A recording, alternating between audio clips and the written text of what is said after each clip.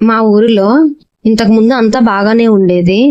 ఈ మధ్య ఏం జరిగిందో ఏమో తెలియదు కానీ చెరువు దగ్గరికి వెళ్ళిన వాళ్ళంతా కొంతకాలానికి చనిపోతున్నారు.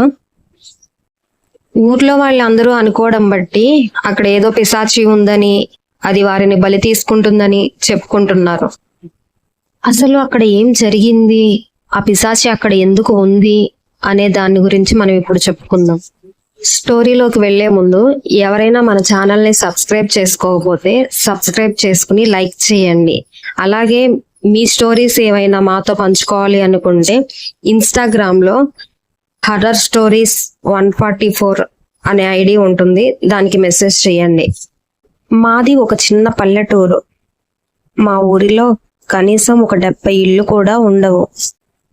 మా నాన్నగారు ఊర్లన్నీ తిరిగి కూరగాయలు అమ్ముతూ ఉండేవాళ్ళు. మా నాన్నగారు కూరగాయలు అమ్మితే కానీ మాకు పూట గడవని పరిస్థితి. ఒకరోజు మా నాన్నకి హెల్త్ బాగోలేదు.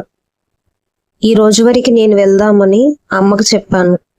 అమ్మ సరే వెళ్ళి తొందరగా వచ్చేసేయి అని చెప్పింది.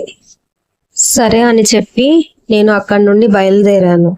ఆ రోజు ఎందుకో గాని సగం కూరగాయలు కూడా అమ్ముడుపోలేదు. నేను వెళ్ళి తొందరగా వచ్చేద్దామని అనుకున్నాను, కానీ ఈవినింగ్ అయినా గాని ఏమీ అవ్వలేదు. సమయం రాత్రి 8 గంటలయ్యింది. అప్పటికి కొందరు వచ్చి తీసుకున్నారు. సరే ఎలాగో తీసుకుంటున్నారు కదా, కొంతసేపు ఆగుదాము, ఆగి ఇవి కూడా అమ్ముకుని వెళ్దాము అని అనుకున్నాను. ఈలోపు ఫోన్ రింగ్ అయింది. ఎవరో చూస్తే అమ్మ కాల్ చేస్తుంది. ఏంటి అమ్మ కాల్ చేస్తుంది అనుకున్నాను. ఫోన్ లిఫ్ట్ చేశాను. ఏంటి ఇంకా రాలేదు, మార్నింగ్ త్వరగానే వస్తానని వెళ్ళావు కదా అని అమ్మ అంది. దానికి నేను ఇంకా కొన్ని ఉన్నాయి, త్వరగా అమ్ముకుని వచ్చేస్తానమ్మా అని చెప్పాను. అమ్మ ఈలోపు ఇప్పటి వరకు అమ్మింది చాలు, ఇంకా ఇంటికి వచ్చేసేయి, అసలే ఈరోజు అమావాస్య, ఆ చెరువు గట్టు వైపు నుండి అస్సలు రావద్దు, నువ్వు కొంచెం లేట్ అయినా పర్వాలేదు, వేరే దారిలో నుండి రా అని చెప్పి ఫోన్ పెట్టేసింది. ఇలానే అంటుందిలే, ఎలాగూ అయిపోతున్నాయి కదా, కొంచెం సేపు ఆగి వెళ్దాము, ఏవో ఖర్చులకైనా వస్తాయి కదా అని అనుకున్నాను. కొద్దిసేపటికి అన్నీ అయిపోయాయి. తిరిగి ఇంటికి బయలుదేరాను. దారిలో పొలిమేర దగ్గరికి రాగానే బండి ఆగిపోయింది. చుట్టూ చీకటి, ఒక్క లైట్ కూడా లేదు. ఎవరినైనా లిఫ్ట్ అడుగుదామన్నా కానీ ఆ దారిలో ఒక్క వెహికల్ కూడా రావడం లేదు.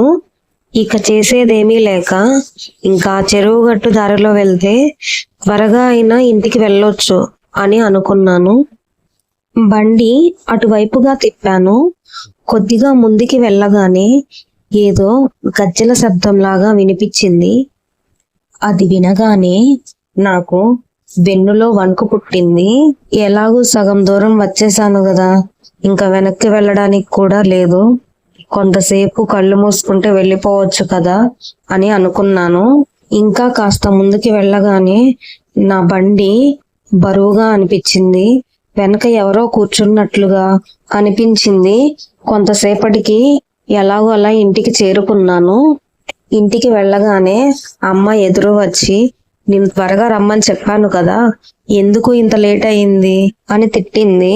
కొంతసేపటి తర్వాత నేను ఫ్రెష్ అయ్యి భోజనం చేసి పడుకున్నాను. అర్ధరాత్రి 3:30 అవుతుంది. ఎవరో నా పైన కూర్చుని నన్ను గొంతు పిసుకుతున్నట్లుగా అనిపించింది. నేను చాలా గట్టిగా అరిచాను, కానీ ఎవరికీ వినిపించడం లేదు. ఆ రాత్రి నేను అసలు సరిగా నిద్ర కూడా పోలేదు. మార్నింగ్ లెగిసేసరికి నాకు ఒళ్ళు నొప్పులు బాగా వచ్చాయి.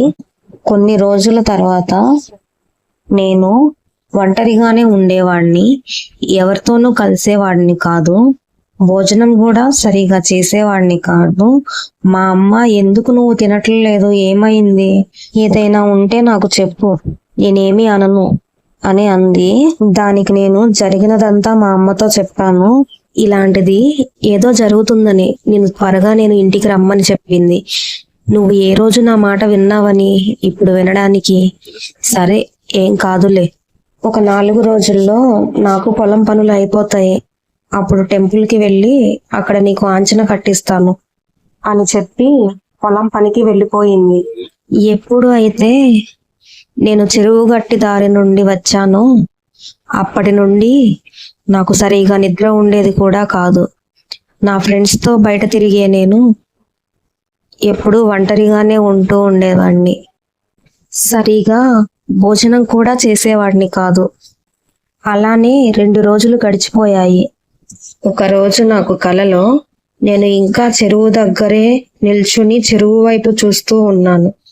సడన్ గా నాకు ఆకులు కదిలే శబ్దాలు, నిశ్శబ్దాన్ని చీల్చే అరుపులు, అలాగే కీటకాలు చేసే శబ్దాలు వినిపిస్తున్నాయి. అసలు నేను అక్కడ ఎందుకు ఉన్నాను అని ఆలోచిస్తూ ఉన్నాను. ఈలోపు ఏదో ఒక నీడ నా వెనక ఉన్నట్లుగా అనిపించింది. అది మెల్లగా నా వైపు రావడం మొదలుపెట్టింది. వెనుకకు తిరగడానికి అసలు నాకు భయం వేసింది. ఎలాగో ధైర్యం చేసి వెనక్కి తిరిగాను. ఒక్కసారిగా ఆ దయ్యం నా దగ్గరికి వచ్చేసింది. వెంటనే నిద్ర నుండి ఉలిక్కిపడి లేచాను. ఇలాంటి కల వచ్చిందేంటి అని అనుకుంటూ కొన్ని మంచినీళ్లు తాగి భయంగానే పడుకున్నాను. ఆ తర్వాత రోజు నుండి నాకు రాత్రి అవుతుందంటే భయం వేయడం మొదలైంది. కొన్నిసార్లు ఎందుకో తెలియదు, చిన్న దానికి కూడా చనిపోవాలి అనిపించేది.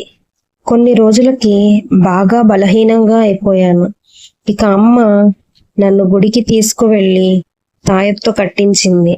తరువాత కొన్ని రోజులకి అది ఊడిపోయింది. ఆ బాధ నాకు మళ్ళీ మొదలైంది.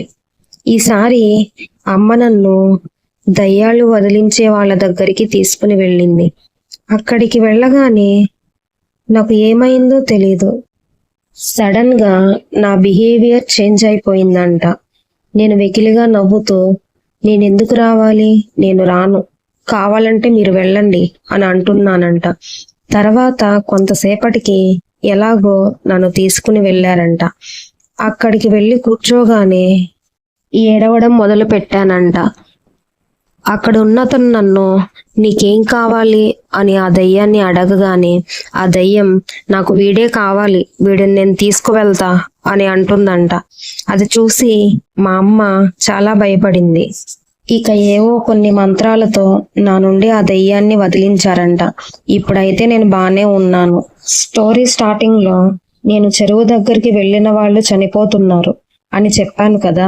ఇప్పటి వరకు 4 అయితే చనిపోయారు. వారికి కూడా ఏదో ఒక హెల్త్ ప్రాబ్లం వల్లే చనిపోయారని మా ఊర్లో వాళ్ళు మా అమ్మతో చెప్పారంట. కొన్ని అనుకోని పరిస్థితుల వల్ల నేను నా జీవితంలో సుమారు 4 నెలలు నరకం చూశాను. ఇప్పుడు రాత్రి 9 గంటలు దాటితే నేను ఎంత పని ఉన్నా బయటికి వెళ్ళను. ఈ స్టోరీ మీకు నచ్చినట్లయితే షేర్ చేసి సబ్స్క్రైబ్ చేయండి. అలాగే లైక్ చేయడం మర్చిపోకండి. మీ లైఫ్లో జరిగిన సంఘటనలు ఏమైనా మాతో పంచుకోవాలి అనుకుంటే ఇన్స్టాగ్రామ్లో హర్రర్ స్టోరీస్ 144 ఐడికి మెసేజ్ చేయండి. స్టోరీ మీకు ఎలా అనిపించిందో కామెంట్ చేయడం మర్చిపోకండి.